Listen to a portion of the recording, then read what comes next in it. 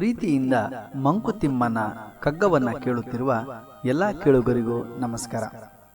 ಇಂದಿನ ಜ್ಞಾನವೇ ಬೆಳಕು ಕಗ್ಗ ಸರಣಿ ಸಂಚಿಕೆ 197 ಕಗ್ಗ ವ್ಯಾಖ್ಯಾನದೊಂದಿಗೆ ನಾನು ಕರುಣಾಕರ ಬಳಕೋರು. ಕಗ್ಗ ಗಾಯನಕ್ಕೆ ಧ್ವನಿಯಾಗಿದ್ದಾರೆ ವಿದ್ವಾನ್ ಸುರೇಶ ರಾವತ್ತೂರು. ಜ್ಞಾನವೇ ಬೆಳಕು ಕಗ್ಗ ಮಾಲಿಕೆಯನ್ನು ನಿರಂತರವಾಗಿ ಕೇಳಲು ತಾವೆಲ್ಲರೂ ಯೂಟ್ಯೂಬ್ ಚಾನೆಲ್ ಅನ್ನು ಸಬ್ಸ್ಕ್ರೈಬ್ ಆಗುವುದರ ಮೂಲಕ ನಮ್ಮನ್ನು ಪ್ರೋತ್ಸಾಹಿಸಿ. ಬನ್ನಿ ಬಂಧುಗಳೇ, ಇಂದಿನ ಕಗ್ಗ ಮಾಲಿಕೆಯಲ್ಲಿ ಮಾನ್ಯ ಡಿವಿಜಿ ಅವರ ಕಗ್ಗವನ್ನು ಕೇಳಿ ಬರೋಣ. ನಭದ ಬಯಲೊಳನಂತ ಮನದ ಗುಹೆಯೊಳನಂತ ಉಭಯದ ನಡುವೆ ಸಾಧ್ಯಂತ ಜೀವ ಕಥೆ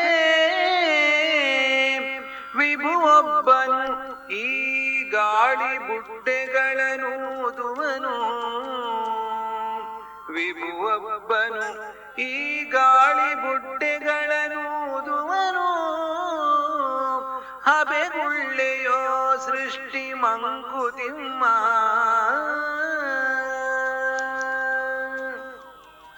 ಬಾನಂಗಳು ಅನಂತವಾಗಿದೆ, ಕಂಡಷ್ಟು ವಿಶಾಲವಾಗಿದೆ. ಸೃಷ್ಟಿಯ ವಿಸ್ಮಯದ ಅನಂತವನ್ನು ನೋಡಿದಷ್ಟು ಅದು ನಮಗೆ ನಿಲುಕಲಾರದು. ಅಷ್ಟೊಂದು ಅಗಾಧತೆ ಅಲ್ಲಿದೆ. ಜೀವರಾಶಿಗಳು ಸೇರಿದಂತೆ ನಮ್ಮೆಲ್ಲರ ಮನಸ್ಸಿನ ಆಳ ಸಹ ವಿಶಾಲವಾಗಿದೆ. ಇದರ ಅಗಾಧತೆಯನ್ನ ಊಹಿಸಲು ಯಾರಿಗೂ ಕೂಡ ಸಾಧ್ಯವಾಗಿಲ್ಲ. ಮನಸ್ಸು ಎಲ್ಲವನ್ನ ಕ್ಷಣಾರ್ಧದಲ್ಲಿ ಕಾಣಬಲ್ಲದು.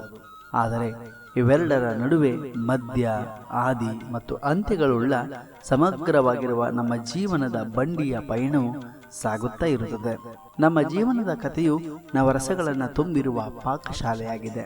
ಉಂಡಷ್ಟು ಊಟವಿದೆ, ಅನುಭವದ ಸಾರವಿದೆ. ಇಲ್ಲಿ ಜಗತ್ತಿನ ಒಡೆಯನಾಗಿರುವ ಭಗವಂತನು ಗಾಳಿ ಬುಡ್ಡೆಗಳನ್ನ ಊದುವವನು. ಅಂದರೆ ಮಾನ್ಯ ಗುಂಡಪ್ಪನವರು ಮನುಷ್ಯನ ಜೀವನವೂ ಸೇರಿದಂತೆ ಜೀವರಾಶಿಗಳ ಬದುಕು ವಿಸ್ತಾರವಾದುದು ಎಂದು ಉಲ್ಲೇಖಿಸುತ್ತಾರೆ. ಆದರೆ ಅದಕ್ಕೊಂದು ಆದಿ ಮತ್ತು ಅಂತ್ಯ ಎನ್ನುವುದು ಇರಲೇಬೇಕು. ಹಾಗೆ ಆ ಆದಿ ಮತ್ತು ಅಂತ್ಯಗಳ ನಡುವೆ ಜೀವನವು ಸಾಗುತ್ತದೆ. ಈ ಜೀವನದಲ್ಲಿ ಯಾವ ಘಟನೆಗಳು ಯಾವ ಕ್ಷಣದಲ್ಲಿ ಸಂಭವಿಸುತ್ತದೆ ಎಂದು ನಿಶ್ಚಯವಾಗಿ ಹೇಳಲು ಸಾಧ್ಯವಿಲ್ಲ. ಈ ವಿಚಾರವನ್ನ ಗುಂಡಪ್ಪನವರು ಸೃಷ್ಟಿಯ ಆವಿಯ ಗುಳ್ಳೆ ಎಂದು ಕರೆಯುತ್ತಾರೆ. ದಾಸ ಪರಂಪರೆಯಲ್ಲಿ ದಾಸರು ನುಡಿದಂತೆ ನೀರ ಮೇಲಣ ಗುಳ್ಳೆ ನಿಜವಲ್ಲ ಹರಿಯೇ ಎಂದು ಹಾಡಿರುವುದನ್ನ ಇಲ್ಲಿ ನಾವು ಸ್ಮರಿಸಿಕೊಳ್ಳಬಹುದು.